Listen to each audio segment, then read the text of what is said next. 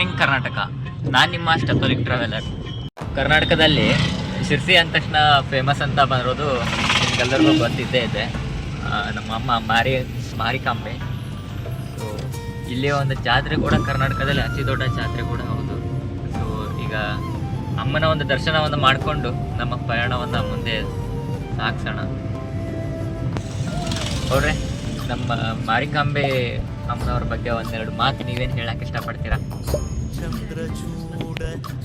ಶಿರಶೀಲ ದೇವಿಯಾಗಿರ್ತಕ್ಕಂಥ ಮಾರಿಕಾಂಬೆ ದೇವಿಯು ನನ್ನ ಆರಾಧ್ಯ ದೈವ. ಈ ದೇವಿಯು ನನಗೆ ಸುಮಾರು 37 ವರ್ಷಗಳಿಂದ ನನ್ನ ನೆಚ್ಚಿನ ಮತ್ತು ಆರಾಧ್ಯ ದೇವಿ. ನನ್ನ ಬೇಡಿರ್ತಕ್ಕಂಥ ಎಲ್ಲ ಬೇಡಿಕೆಗಳನ್ನು ಈಡೇರ್ತಕ್ಕಂಥ ಏಕೈಕ ಮಾತೆ ಶ್ರೀ ಶಿರಸಿಯ ಮಾರಿಕಾಂಬೆ.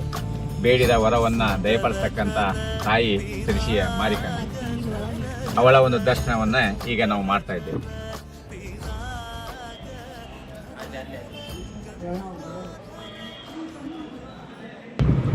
ನಾವೀಗ ಶಿರ್ಸಿಯಲ್ಲಿ ಮಾರಿಕಾಂಬ ದೇವಿಯ ಒಂದು ದರ್ಶನವನ್ನು ಮಾಡಿಕೊಂಡು, ಸೊ ನಮ್ಮ ಒಂದು ಕರ್ನಾಟಕದಲ್ಲಿ ಪ್ರಸಿದ್ಧಿ ಪಡೆದಕ್ಕಂಥ ಒಂದು ದೇವಸ್ಥಾನ ಒಂದಿದೆ. ಸೊ ಆ ದೇವಸ್ಥಾನಕ್ಕೆ ಇವಾಗ ನಾವು ಪ್ರಯಾಣ ಮಾಡ್ತಾ ಇದ್ದೀವಿ.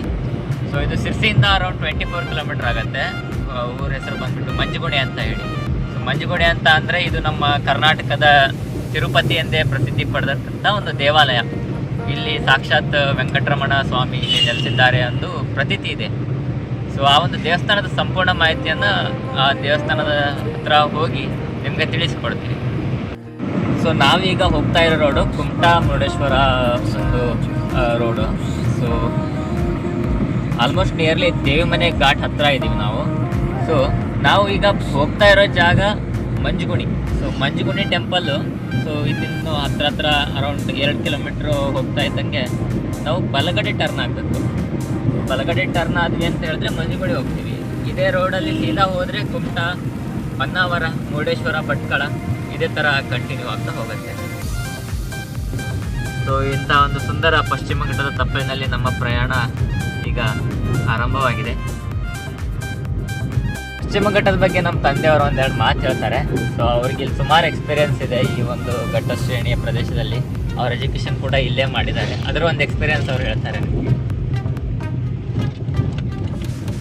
ಪಶ್ಚಿಮ ಘಟ್ಟದ ಒಂದು ಅನುಭವ ಸುಮಾರು 37 ವರ್ಷಗಳಿಂದ ನನಗಿದೆ. ಇಲ್ಲಿ ನಮ್ಮ ಒಂದು ಸ್ವರ್ಗ ಅಂತಕ್ಕಂಥ ಒಂದು ಮನೋಭಾವ ಇಲ್ಲಿ ನಮಗೆ ಕಂಡು ಬರ್ತಾ ಇದೆ. ಈಗ ನಾವು ಹೋಗ್ತಕ್ಕಂಥ ಒಂದು ಸ್ಥಳ ಕುಮಟಾ ರೋಡಿಂದ ಮುಂದುಗಡೆಗೆ ನಾವು ಮಂಜುಗುಣಿಗೆ ಹೋಗ್ತಾ ಇದ್ದೇವೆ. ಈಗ ನಾವು ಸದ್ಯ ದೇವಮನೆ ಘಾಟ್ನಲ್ಲಿ ಸಾಗ್ತಾ ಇದ್ದೇವೆ. ಈ ಒಂದು ಪಶ್ಚಿಮ ತಪ್ಪಲಿನಲ್ಲಿ ನಾವು ಪ್ರಯಾಣಿಸ್ತಕ್ಕಂಥದ್ದು ಒಂದು ಮರೆಯಲಾಗದಂಥ ಒಂದು ಆನಂದ ಅಂತಕ್ಕಂಥದ್ದನ್ನು ನಾವು ಹೇಳ್ಬೋದು. ಇಲ್ಲಿ ನಾವು ಬಂದು ಹೋದರೆ ಒಂದು ಸ್ವರ್ಗ ಸಿಕ್ಕಂತೆ ಸರಿ ಅಂತಕ್ಕಂಥ ಒಂದು ಮಾತನ್ನಲ್ಲಿ ಹೇಳ್ಬೋದು.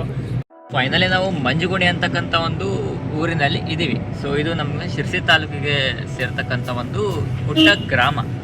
ಸೊ ಮಂಜುಗುಣಿ ಅನ್ನೋ ಒಂದು ಹೆಸರು ಕೇಳಿದ ತಕ್ಷಣ ಮಂಜುಗುಣಿ ಅಂದರೆ ಅದರ ಅರ್ಥ ಏನಪ್ಪ ಅಂತ ಹೇಳಿದ್ರೆ, ಚಳಿಗಾಲ ಅಂತ ಮತ್ತು ಮಳೆಗಾಲ ಅಂತ ಬಂದಾಗ ಇಲ್ಲಿ ಸಿಕ್ಕಾಬಟ್ಟೆ ದಟ್ಟವಾದ ಒಂದು ಮಂಜು ಆವರಿಸುವುದರಿಂದ ಇದಕ್ಕೆ ಮಂಜುಗುಣಿ ಅಂತ ಹೆಸರು ಬಂದಿದೆ.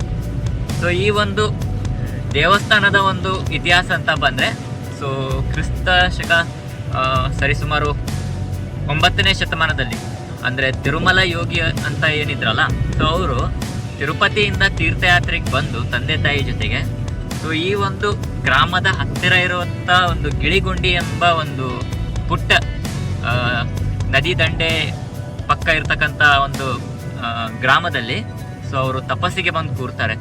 ಸೊ ಆ ಒಂದು ತಪಸ್ಸಿಗೆ ಬಂದು ಕೂತಂಥ ಸಮಯದಲ್ಲಿ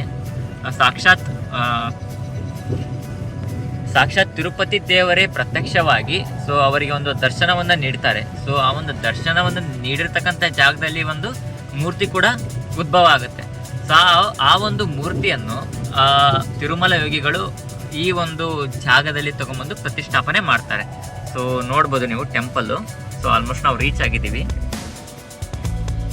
ಮಂಜುಗುಣಿ ಶಿರ್ಸಿಯಿಂದ ಸರಿಸುಮಾರು 26 ಕಿಲೋಮೀಟರ್ ದೂರದಲ್ಲಿದೆ. ಸೊ ಟೆಂಪಲನ್ನು ನೋಡ್ಬೋದು. ಸೊ ಇದು ಕರ್ನಾಟಕದ ತಿರುಪತಿ ಎಂದೇ ಪ್ರಸಿದ್ಧಿಯನ್ನು ಪಡೆದಿದೆ. ಸೊ ಇತಿಹಾಸದ ಪ್ರಕಾರ ಈ ಒಂದು ಮಂಜುಗುಣಿಗೆ ತಿರುಪತಿಯಿಂದ ಸುರಂಗ ಮಾರ್ಗ ಇದೆ ಅಂತ ಹೇಳ್ತಾರೆ. ಸೊ ಅದು ಯಾರಿಗೂ ಗೊತ್ತಿಲ್ಲ, ಬಟ್ ಗುಪ್ತವಾಗಿ ಒಂದು ಗುಹೆ ಕೂಡ ಇದೆ ಅಂತ ಹೇಳ್ತಾರೆ. ಸೊ ಇದು ಈ ಒಂದು ದೇವಸ್ಥಾನದ ವಿಶೇಷತೆ ಏನಪ್ಪ ಅಂತಂದರೆ, ಇಲ್ಲಿ ಸಾಕ್ಷಾತ್ ತಿರುಪತಿ ತಿಮ್ಮಪ್ಪ ಹಾಗೂ ಪದ್ಮಾವತಿ ಅಮ್ಮನವರ ದರ್ಶನ ಇಲ್ಲಿ ಆಗುತ್ತೆ. ಕರ್ನಾಟಕದ ತಿರುಪತಿ ಅಂದರೆ ಇದು ಪ್ರಸಿದ್ಧಿ ಪಡ್ತಕ್ಕಂಥ ಒಂದು ಜಾಗದಲ್ಲಿ ನಾವು ತಿರುಪತಿಗೆ ಹೋಗಿ ದರ್ಶನ ಮಾಡೋಕ್ಕಾಗಲ್ಲ ಅಂತ ಹೇಳಿದ್ರೆ, ಸೊ ಈ ಒಂದು ಮಂಜುಗುಣಿ ಅಂತಕ್ಕಂಥ ಒಂದು ದೇವಸ್ಥಾನಕ್ಕೆ ಬಂದು ನಮ್ಮ ಹರಕೆ ಆಗಲಿ ಅಥವಾ ದರ್ಶನವನ್ನಾಗಲಿ ನಾವು ಮಾಡಬಹುದು, ಅವನ್ನ ನೋಡ್ಬೋದು.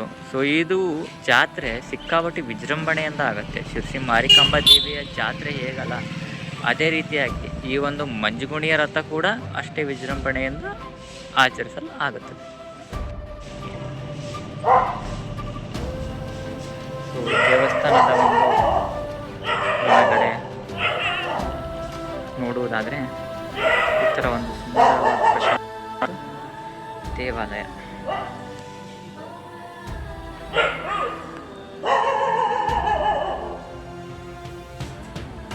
ಒಂದು ಸುಂದರವಾದ ಶಿಲಾನ್ಯಾಸದಿಂದ ಕೂಡ ಈ ಒಂದು ದೇವಸ್ಥಾನವನ್ನು ಕಟ್ಟಲಾಗಿದೆ. ಸೊ ಸುತ್ತಮುತ್ತ ಇರತಕ್ಕಂಥ ಒಂದು ಜಾಗಗಳಿಗೆ ಕಂಪೇರ್ ಮಾಡಿದ್ರೆ ಇಲ್ಲಿ ಶಿಲಾನ್ಯಾಸ ಕೂಡ ಅಷ್ಟೇ ಸಿದ್ಧಿಯನ್ನು ಪಡೆದಿದೆ. ಸೊ ಜೋರಾಗಿ ಮಾತಾಡೋದು ಕೂಡ ಬೇಡ, ದೇವಸ್ಥಾನ ತುಂಬ ಶಾಂತವಾಗಿ ಪ್ರಶಾಂತವಾಗಿ ನಮಗೆ ಒಂದು ಮನಸ್ಸಿಗೆ ನೆಮ್ಮದಿಯನ್ನು ಕೂಡ ನೀಡ್ತಾ ಇದೆ.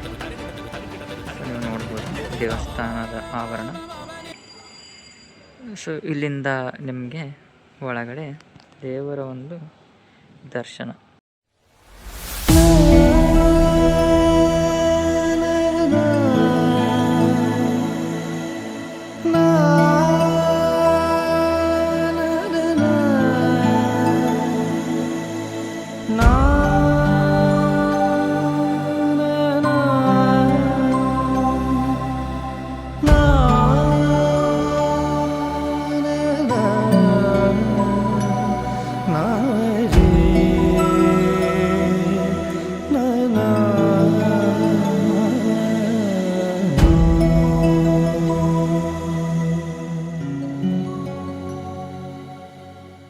ಸ್ಥಾನದಿಂದ ದರ್ಶನವನ್ನು ಪಡೆದುಕೊಂಡು ಸೊ ಇಲ್ಲಿ ಬಂದರೆ ನಮಗೆ ಪದ್ಮಾವತಿ ದೇವಿಯ ಒಂದು ದರ್ಶನವನ್ನು ಕೂಡ ಮಾಡಲಿಕ್ಕೆ ಸಿಗತ್ತೆ.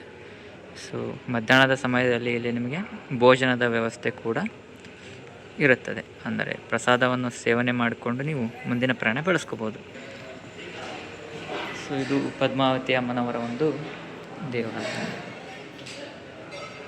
ಸೊ ಪದ್ಮಾವತಿ ಅಮ್ಮನವರು ಕೂಡ ಇಲ್ಲಿ ನೆಲೆಸಿದ್ದಾರೆ. ಸೊ ಇವರ ಒಂದು ದರ್ಶನವನ್ನು ಕೂಡ ಮಾಡಿಕೊಂಡು ನಾವು ಮುಂದೆ ಸಾಗೋಣ. ಸೊ ದೇವಸ್ಥಾನ ಪೂರ್ತಿ ಶಾಂತಯುತವಾದ ಒಂದು ವಾತಾವರಣದಿಂದ ಕೂಡಿದೆ.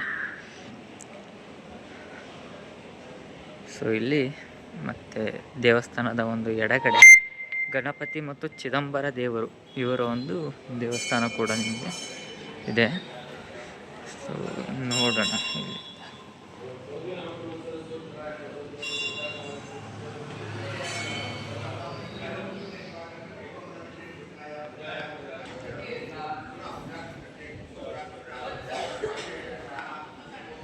ಸೊ ಒಂದು ವಿಶಾಲವಾದ ದೇವಸ್ಥಾನದ ಆವರಣವನ್ನು ಕೂಡ ನೀವು ನೋಡ್ಬೋದು. ಇಲ್ಲಿ ಕೂಡ ಒಂದು ಎಂಟ್ರೆನ್ಸ್ ಇರುತ್ತೆ.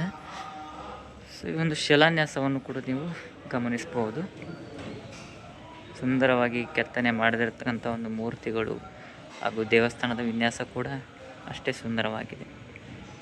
ಸೊ ಇದು ದೇವಸ್ಥಾನದ ಒಂದು ವಿಹಂಗಮ ನೋಟ ಒಳಗಡೆ.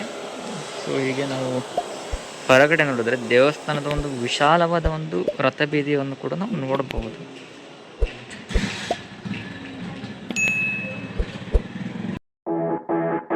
Audio Jungle.